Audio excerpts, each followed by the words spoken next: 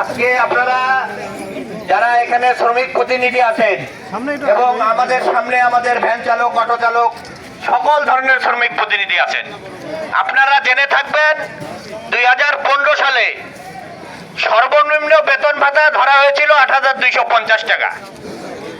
অথচ আজকে 10টি বছর অতিক্রম হয়ে গেল, এখনো সেই ৮,২৫০ টাকায় রয়ে গেছে। অথচ আমরা এখান থেকে এই যে আমাদের অটো ভাই, শ্রমিক ভাইরা আছে, ভ্যান চালক ভাইরা আছে, যারা জানেন আমরা 2005 সালে এখানে 5 টাকা ভ্যান ভাড়া দিয়ে একটা জায়গায় যেতে পারতাম, এখন সেই ভ্যান ভাড়া হয়েছে 20 টাকা।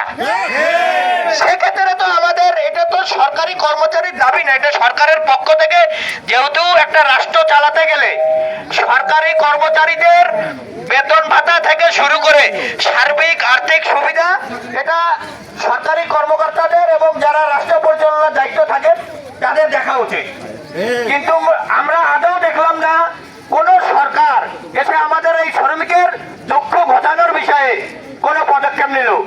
যদিও বা এই ইন্টারিম সরকার ডক্টর ইউনূসের নেতৃত্বে একটি পে কমিশন গঠন করেছে, কিন্তু তার মধ্যে যে কমিশনের সদস্যরা আছে তারা এই মধ্যে আছে এখন একটা টাল বাহানা শুরু করেছে।